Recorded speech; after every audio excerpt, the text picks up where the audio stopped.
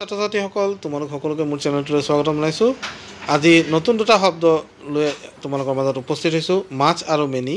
মাছ আৰু মেনি দুইটা শব্দৰ অৰ্থ একেই, যদিও ক'ত কিদৰে ব্যৱহাৰ কৰিলে শুদ্ধ হয় সেই কথাটো এই ভিডিঅ'ত আমি আলোচনা কৰিবলৈ চেষ্টা কৰিম। মাছ is used with singular nouns. Many is used with plural noun.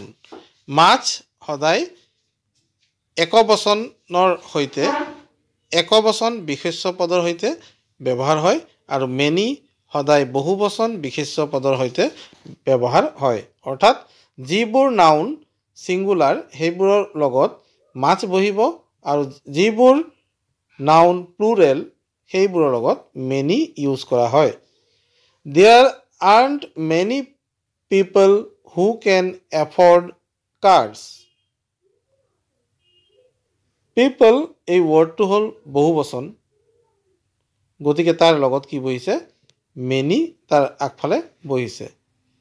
There aren't many people who afford cars. Have you got much work to do? এতিয়া চোৱা, work ৱৰ্ডটো হ'ল একবচন, সেয়েহে workৰ আগত much বহিছে।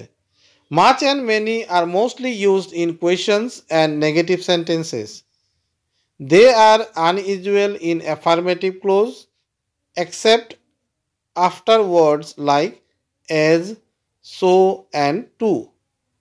Much আৰু many সাধাৰণতে প্ৰশ্নবোধক আৰু নেগেটিভ অৰ্থাৎ নয়াৰ্থক বাক্যৰ ক্ষেত্ৰতে ব্যৱহাৰ হয় আৰু ইহঁতৰ যি অসাধাৰণ ব্যৱহাৰ আছে সেইটো সদায় কি হয়?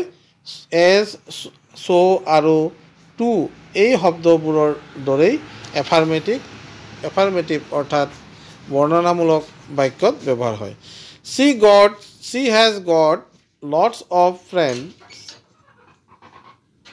More natural than she has got many friends.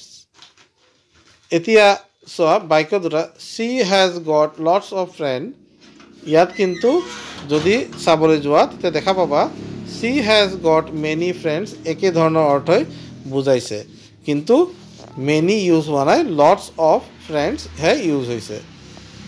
তো ছাত্ৰ-ছাত্ৰীসকল, এই আছিল মাছ আৰু মেনিৰ বিষয়ে দুই এষাৰ।